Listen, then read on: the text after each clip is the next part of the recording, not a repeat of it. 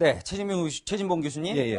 오늘 아침에 북한 조선중앙통신이 어제 김정은 위원장의 사진이라며 지금 사진 보이시죠? 주먹을 불끈 쥐고 있습니다. 왜 이렇게 좋아하는 거예요? 아마 이제 미사일 발사가 성공에 좋아하는 것 같은데 저런 식으로 행동을 하는 것이 과연 본인들한테 도움이 될까 하는 생각이 들어요. 네. 북한이 자꾸 저렇게 미사일 발사하고 시험 발사하는데 저거는 뭐 우리나라의 관계에도 악화되고 또 미국은 물론 뭐 트럼프 대통령은 그래도 괜찮다고 얘기하고 있지만 저런 도발적인 모습을 보이는 것이 국제사회의 제재를 푸는데 무슨 도움이 되겠습니까? 저는 하나도 도움이 안 된다고 생각을 하고요. 네. 김정은 위원장의 저런 태도는 결국 우리가 자주적으로 군사력을 통해서 미국과 1대1로 대화할 수 있다. 이런 내용을 보여주려는 의도가 아닌가 하는 생각이 들어요. 그런데 저런 태도는 아까도 말씀드렸지만 전혀 북한에도 도움이 안 되고 북미관계, 남북관계에 도움이 안 됩니다. 제재를 풀려고 한다는 식으로 저렇게 하지만 그런 태도 자체가 제재를 더 강화시키는 요소가 될 수 있다는 꼭 명심해야 될 것입니다. 이현종 위원님. 네. 사진 아까 주먹 쥔 사진 한번 다시 볼까요? 네.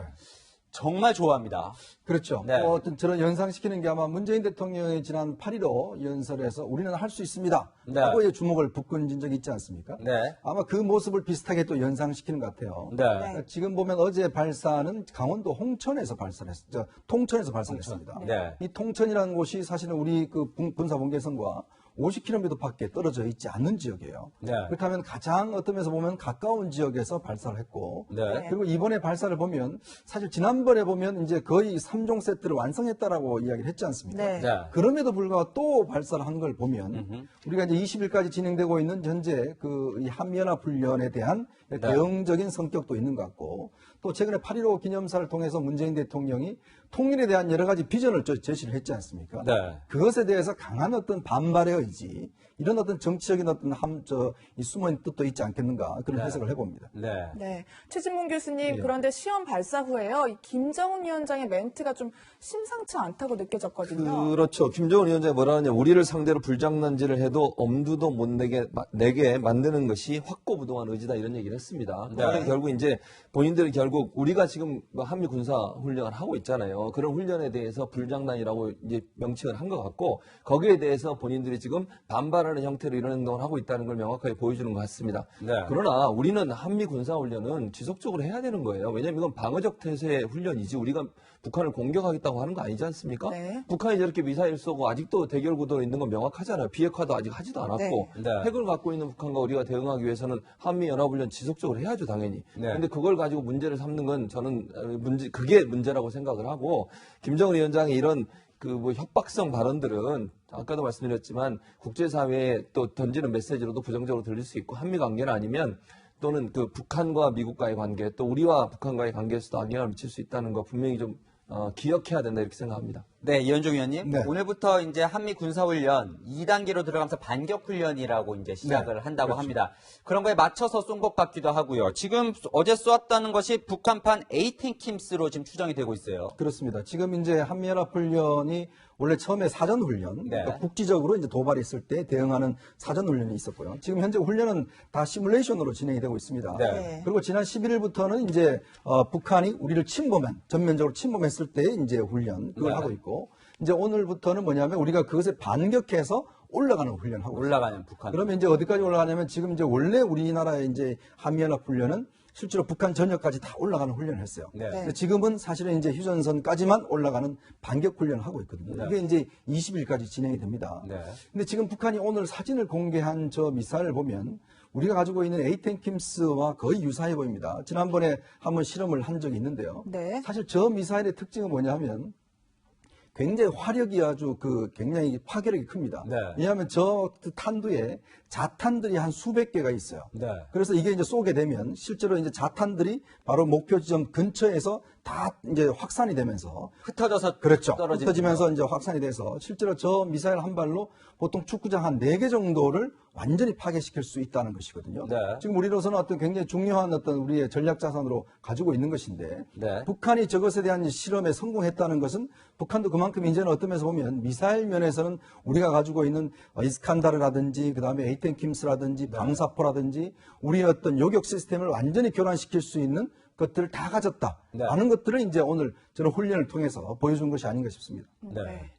북한이 벌써 3주 사이에 6번이나 미사일을 쐈거든요. 최진봉 교수님. 왜 어떤 이유에서 이렇게 쏘는 두 거죠? 가지, 그러니까 첫 번째는 아까 말씀드린 이제 한미 군사 훈련에 대한 반발이고요. 두 번째는 우리가 이제 미국에서 신형 무기들을 좀 도입해 왔습니다. 잘 아시는 네. 스텔스기 같은 경우에 도입이 되면서 스텔스기가 떠서 만약에 북한 북한 쪽으로 가서 공격을 한다고 하면 전혀 레이더에 잡히지 않기 때문에 북한은 상당히 위협적인 무기인데 그런 무기 도입에 대해 첨단 무기 도입에 대해서 반발하고 있는 거예요. 네. 또 하나는 이제 우리와 미국을 좀 압박하려는 의도가 있지 않나는 생각이 듭니다. 첫째는 이제 북미 간의 어떤 대화, 실무 협상이 이제 한미 군사훈련 끝나고 나면 시작이 될 걸로 예상이 되고 있는데 거기에서 협상에서 일정 부분 유리한 위치를 차지하려는 의도를 갖고 있다. 군사적으로 우리가 이만큼 점점 더 강해지고 있으니 더 많은 네. 것을 미국이 양보해야 된다 이런 주장을 할 가능성이 있고 우리 측에는 미국을 좀 설득해서 제재를 푸는 쪽으로 우리 정부가 적극적으로 나서는 것을 요구하는 목소리가 아닌가 하는 생각이 들어요. 그래서 첫째는 우리가 군사적으로 여러 가지 군사 대비 태세를 갖추는 문제나 중장기적으로 우리가 앞으로 군사력을 어떻게 키울지 하는 부분에 대한 계획도 어제 나왔거든요. 그 네. 부분에 대한 반발과 함께 북미 간의 협상에서 본인들 좀 더 유리한 입장에 가기 위한 또 우리가 거기에서 좀 더 북한 쪽의 의견을 좀 전달해 주는데 적극적으로 나서기를 원하는 네. 그런 차원에서 아마 미사일 발사를 계속하고 있는 게 아닌가 이렇게 볼 수 있을 것 같습니다. 네, 이제 미국에서는요, 미국 언론들이 트럼프 대통령이 이제 김정은 위원장을 부추긴 거 아니냐 이런 지적까지 나오고 있거든요, 이현정 의원님. 네. 특히 뭐 지난달에 트럼프 대통령이 미국 본토를 겨냥하는 중장거리 탄도미사일은 아니라서 문제가 없다 이렇게까지도 얘기를 했잖아요. 그렇죠. 그 메시지를 지속적으로 트럼프 대통령이 이야기를 했죠. 중단거리가 아니면 뭐 단거리 미사일은 누구나 네. 하는 것이다 네. 라고 이야기를 했고 또 그것에 대해서 북한에서도 우리가 문제 제기를 하니까 아니 트럼프 대통령도 괜찮다고 그랬는데 왜 남한에서 문제를 삼느냐라고 네. 이야기를 했습니다. 근데 문제는 이제 트럼프 대통령 입장에서 보면 이것이 어떤 본인들한테 위협이 안 된다기보다는 일단은 이제 북미 협상을 어떤 성사시키기 위해서 이제 아마 정치적인 저는 말로 보여져요. 왜냐하면 실제로 이 단거리 미사일의 거리가 보면 한 600km까지 나가거든요. 그러면 지금 우리 주한미군 기지가 있는 평택이라든지 네. 실제로 이제 주한미군 기지가 있는 일본까지도 사정거리에 들어가게 됩니다. 네. 그러면 실제로 이게 물론 본토는 타격이 없겠지만 실제로 지금 우리나라의 평택에 28,000명의 주한미군이 있고 네. 지금 또 일본에도 수만 명의 지금 주일미군이 주둔하고 있지 않습니까? 네. 바로 직접적인 타격이 되는 것이거든요. 그렇죠. 그러면 이 전력을 예를 들어 저 미사일로 타격을 할 경우에 미국에서 올 수 있는 본진들이 오기에는 굉장히 어렵습니다. 네. 그렇게 될 경우는 사실은 이제 어떤 전쟁에 만약 발발을 했을 경우에 미국의 전략에 큰 차질을 빚을 수가 있거든요. 그럼에 본다면 사실 전략적으로 본다면 이거는 단거리 미사일 때문에 괜찮다라고 이야기할 수가 없죠. 네. 그래서 지금 미국 언론이나 어제 사실은 이제 볼턴 보좌관이 그 언급을 한 게 이거는 탄도미사일이라서 이건 문제가 크다. 그리고 이것에 대해서 제재를 해야 된다라고 이야기를 했어요. 네. 그건 뭐냐면 트럼프 대통령은 어쨌거나 선거 때문에 지금 뭔가 북한과의 실마리를 잡아가려고 하고 하는데. 실제 내부에서 보면 이거는 굉장히 심각하다. 네. 북한의 어떤 미사일 기술이 원래 이스칸다르형 같은 경우도 사실은 러시아가 거의 10년에 걸쳐서 완성을 한 겁니다. 네. 네. 근데 북한 같은 경우는 거의 1년 만에 완성을 했어요. 그러니까 지금 일부에서는 러시아가 기술을 제공했다라고 이야기를 하지 않습니까? 그렇죠. 의심을 하고 그렇죠. 있죠. 그만큼 이제 북한의 미사일 기술 자체가 중국과 러시아에 힘입어서 네. 급속도로 발전하고 있다라면 이거는 어떤 면에서 보면 미국한테 직접적인 영향을 미칠 수 있다는 게 미국 언론들의 공통적인 지적인 것 같습니다. 네, 최 교수님, 이건 어떻습니까? 문재인 대통령이 그동안 북미 대화의 중재 역할을 하겠다 이렇게 자처를 해왔습니다. 그런데 트럼프 대통령이 지난 6월 판문점 당시 상황에서 자신이 김정은 위원장을 만나고 싶다고 트위터에 올리자마자 10분 만에 전화가 왔다. 그만큼 자기가 한 라인이 있다. 이거 자랑을 했어요. 그렇습니다. 이게 마치 김정은 위원장이 계속 문재인 대통령을 비판하고 하는 것이 나는 이제 북미는 우리 둘이 할 수 있으니 문재인 대통령 좀 빠져도 된다. 그러니까 뭐 그닥 중요하지 않다. 이런 신호는 아닐까? 그렇게 얘기를 했죠. 네. 김정은 위원장이 그렇게 얘기했어요. 그건 했죠. 뭐 그렇게 얘기를 했으니까 그 부분은 일정 부분 우리를 조금 무시하는 듯이 얘기하면서 우리로 하여금 조금 더 적극적으로 나서게 만들려는 어떤 네. 힘이라고 저는 보는데 뭐 1차적으로 저는 그렇게 생각해요. 판문점에서 만났을 때도 우리 대통령은 빠지고 북미 간에 만날 수 있도록 자리를 마련해 준 거잖아요. 네. 왜냐하면 우리가 중재자 역할이라고 하는 것은 이겁니다. 양쪽이 만나서 문제를 해결할 수 있도록 분위기를 조성하는 거예요. 왜냐하면 네. 중재자 입장에 중재자가 나서가지고 이래라 저래라 얘기하는 것은 한계가 있는 거잖아요. 네, 네. 결국 당사자끼리 만나서 문제를 풀어야 되기 때문에 네. 중재자라고 하는 것은 두 사람이 잘 얘기할 수 있는 분위기 형성 그리고 양쪽에 필요한 정보들을 줘서 서로가 오해하고 있는 부분이 있냐 없냐를 풀어주는 역할을 하는 거예요. 네. 그렇다고 하면 김정은 위원장은 지금 문재인 대통령이 뭐 빠져라 그러고 이렇게 얘기하지만 또 어느 순간 만약에 북미 간에 충돌이 생기거나 아니면 갈등이 생겨보세요. 그럼 누군가가 또 나서야 되는 겁니다. 네. 그랬을 때 문재인 대통령 역할은 또 커질 수밖에 없어요. 아. 그러니까 지금 김정은 입장에서는 문재인 대통령이 뭐 한미 군사훈련 하시고 네. 뭐 이런 부분들을 함께 하는 부분에 대해서 상당히 불만을 갖고서 얘기하지만 결국은 나중에 가서 혹시나 지금은 뭐 트럼프 대통령이 관계 좋다 계속 얘기하고 있다 이러니까 뭐 문제 없는 것처럼 보이지만 제가 볼 때 실제적으로 비핵화에 들어가서 제재 풀 문제와 함께 얘기가 되다 보면 갈등이 생길 수밖에 없어요. 북한 그때 또 입장에서. 문 대통령이 그럼 역할을 역할할 할 수밖에 가능성은 없다. 충분히 있다 이렇게 봅니다 저는. 네. 네.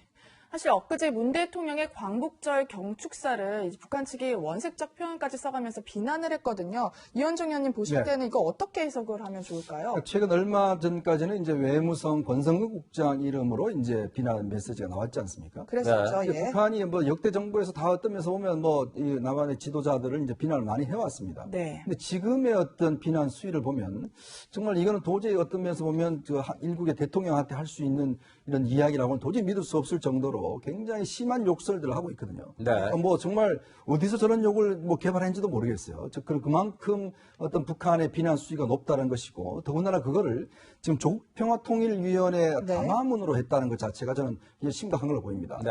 예전까지만 하더라도 2016년 이전까지만 하더라도 조평통은 그냥 대남 선전기구에 불과했거든요. 네. 근데 지금 통전부 산하에. 근데 지금 이제 2016년도에 북한이 내각 개편을 하면서 조평통을 내각으로 이제 편입을 시켰어요. 네. 그러니까 어떤 면에서 보면 우리의 통일부라고 할 수가 있습니다. 통일부. 그러면 북한의 내각의 이름으로 실제로 우리 어떤 대통령을 비난한 것 자체는 네. 이건 어떤 면에서 보면 앞으로 남북 관계를 정말 제대로 가져가지 않겠다라는 저는 신호로 보입니다. 물론 네. 내용에서도 그런 게 있었어요. 앞으로 아마 남북 회담을 전혀 기대하지 말라라는 이야기가 있습니다. 네. 이제 그런 걸 보면 특히 이제 사실은 저는 정말 이 북한 행태가 이 화가 나는 게 예전에는 박근혜 이명박 정부 시절에는 남북 정상회담 하지도 않았잖아요. 네. 그때는 또 모르겠습니다만 지금은 3번이나 했지 않습니까? 그렇죠. 자, 3번이나 하고서 그렇게 지도자들한테 존경한다고 그러고, 뭐, 정말 우리 같은 경우는 김정은 위원장한테 뭔가 진짜 아주 똑똑한 지도자라고 이야기까지 했는데, 불과 1년 좀 넘어서 이렇게 완전히 파탄났다는 것은 사실 그동안의 남북회담에 대한 저는 정확한 좀 평가를 해봐야 되지 않겠는가. 네. 왜 우리가 어떤 면에서 보면 네. 북한한테 저런 대접을 받도록 접근했는가에 대한 문제. 네. 그리고 앞으로도 저는 이게 쉽지는 않을 것 같아요. 왜냐하면 이제 남북이 어떤 면에서 보면 합의를 하더라도 네. 저렇게 어겨버리고 저렇게 해버리면 네. 이건 앞으로의 남북 관계가 정상적으로 진행되기는 굉장히 어렵지 않을까라는 생각도 듭니다. 최 교수님, 예. 저렇게 하면 사실 김정은 위원장이나 북한에서 저런 식으로 나오면 문재인 대통령이 상당히 곤란해지는 건 사실입니다. 국내에서도 그렇고 국외에서도 그렇고. 근데 그런 걸 알면서도 저렇게까지 해서 곤란하게 만들어야 될 이유가 있습니까? 지금 현재 입장에서는 그냥 네. 대화는 미국과 지금 되고 있는 상황이잖아요. 되고 그리고 있고. 실무 협상도 하기로 이미 약속이 돼 있고 네. 그런 차원에서 어느 정도 대화에 대한 끈은 계속되고 있어요. 그리고 3차 북미 정상회담에 대해서 트럼프 대통령이 긍정적인 평가를 하고 곧 이루어질 것처럼 얘기하고 있지 않습니까?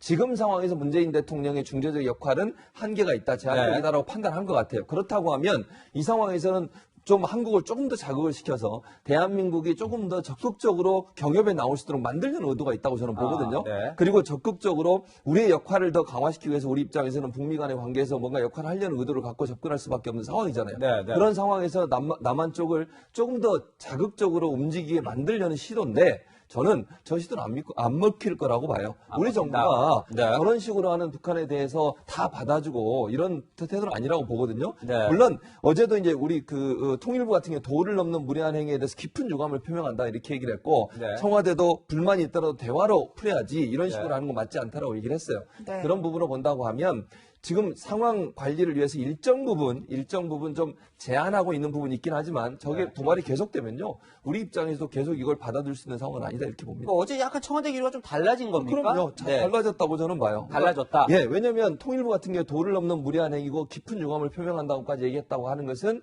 일정 부분 좀 더 강도 높게 네. 대응하고 있다고 하는 걸 보여주고 만약에 또 미사일을 발사하면 이 강도는 높아질 수밖에 없어요. 네. 그렇지 않고 우리 정부가 어떻게 계속 이걸 받아줍니까? 그건 불가능하다고 저는 보고 네. 그런 차원에서 본다고 하면 미사일 발사가 계속되면 우리 정부의 강도도 점점점 높아질 가능성이 있다고 봅니다. 네.